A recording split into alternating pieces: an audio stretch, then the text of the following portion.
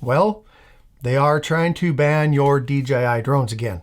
And this time it's a little more concerning. They claim it's in the name of national security, but I think I actually figured out why they are pushing even harder this time. Hi everyone, thank you for stopping by today. And if this is your first time visiting the channel, my name is Russ. Nice to have you here. So we have seen this story many times over the past few years, and it's always the same. The words DJI and banned in the same sentence brings a genuine sense of anxiety in the drone world, and for good reason, especially for those of us whose livelihoods depend on their products. Now, much of that in the past has been clickbait, and rightfully so, because it always ends up leading to nothing. So why are things different this time? Why does it seem a little more concerning? And why are so many people talking about this latest bill to add DJI to the FCC's covered list? Well, being on this list would effectively prohibit DJI products from using the communications infrastructure that exists in the United States.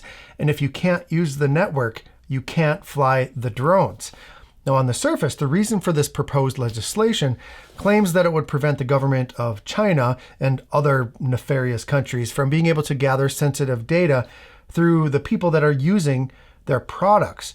Now, although this has never been proven, or at least if it has been proven, the facts have never been shared with the public, more and more lawmakers are starting to introduce bills that would effectively prevent the use of DJI drones in America. Now, I have to say, whenever legislation is introduced in our federal government in the United States, I find it best practice not to just assume that the purpose of that legislation is to actually make our country better or more safe. I find it more prudent to ask the question, who benefits financially from this proposed legislation? The changes in this country are not really determined by what's best for us. They're determined by who has the most influence and financial resources. Corporations basically determine the direction of our lives. And it's really sad to say that, but it's pretty true. Now, I have to tell you that I think this latest legislation in Congress, as well as the most recent bill proposed in the Senate by Senator Warren and Senator Blackburn, called the Stop Illicit Drones Act, they have some legs to them. See, Senator Warner, if you haven't heard of him, he's the chairman of the Senate Intelligence Committee. He is one of the most powerful people in Washington. And he's a pretty aggressive supporter of domestic unmanned systems of all kind, not just drones, but other things like cars and boats and all sorts of other technology like that.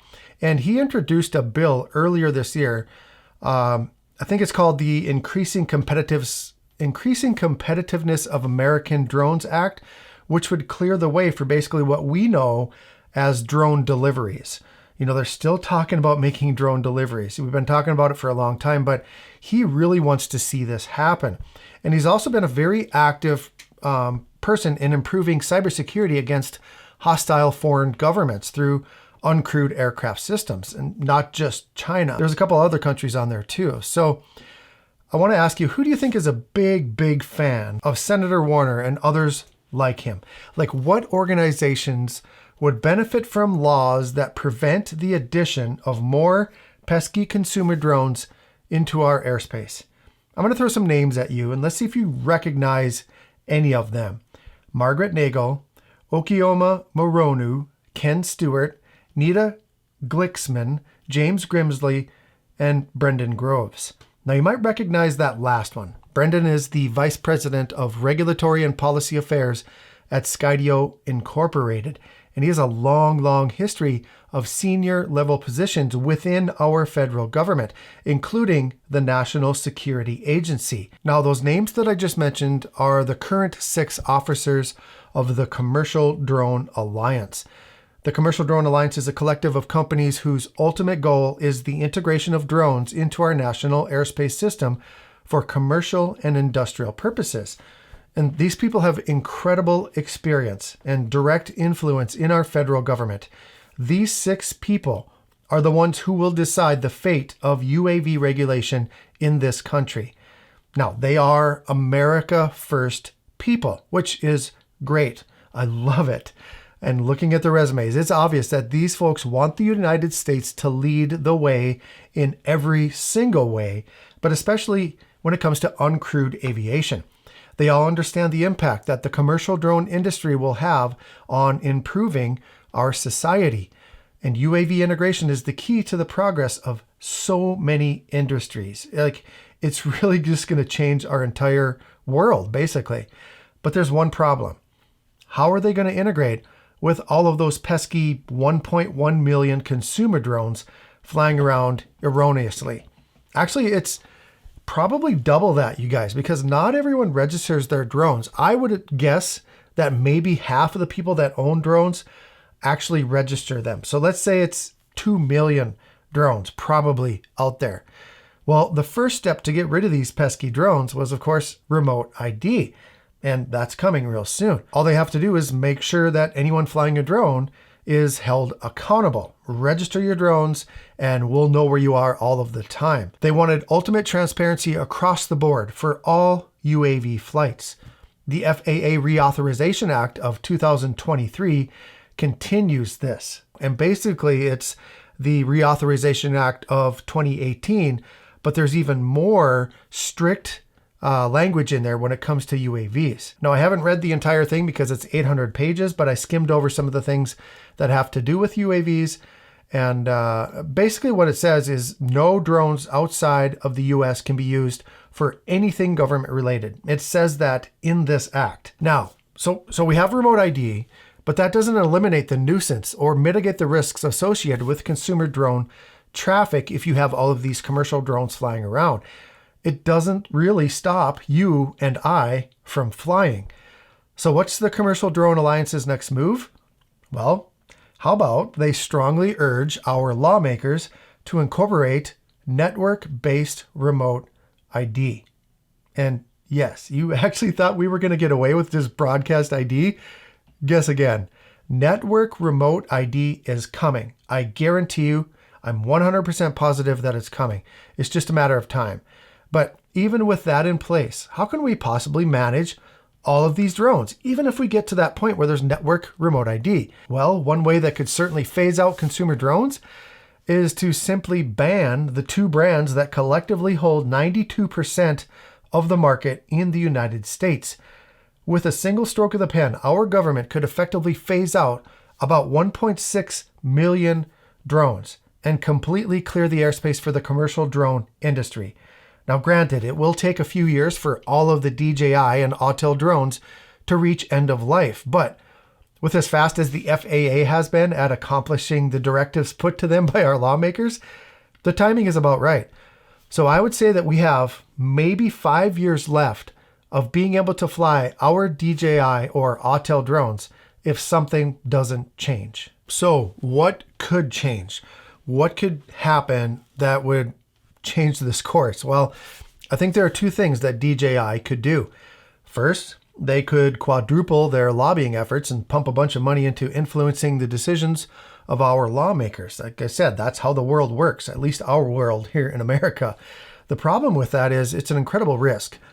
DJI is very, very big. It's about a $4 billion company.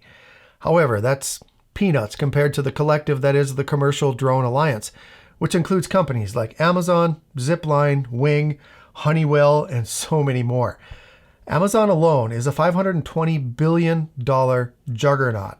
So lobbying might not be the answer. So what else could DJI do? Well, I think, and maybe I'm totally ignorant on this, I have no idea if this could be done, but they could start manufacturing their products in the United States. They could hire American workers, they could use American materials, and they could be regulated by American oversight. They could have another division, an American division, and everything is done here in the United States.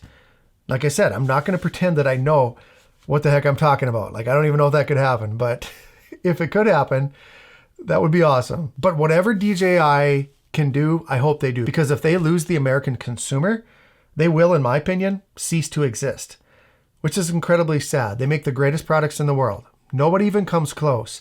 The technology is unparalleled, and it will be a long, long time before an American drone company is able to produce what they have been doing for years. And whether our politicians believe it or not, our country is better for using DJI drones. The lives that they have saved, the money saved, the processes that have advanced because of DJI drone technology is undeniable. Now, are they collecting and sharing data with the Chinese government? Totally possible. And if it is true, then something should be done. Like, we should stop that. Absolutely. However, it still has never been proven or published. We, as the American public, have never seen a shred of proof of what is being claimed by our lawmakers. So we just have to trust our government, right? Make people fear something, and you can get them to agree to anything. Now, I honestly don't know what's going to happen with these most recent proposals to ban DJI drones. My overall feeling is that the ones that are currently introduced won't even make it to the floor for a vote.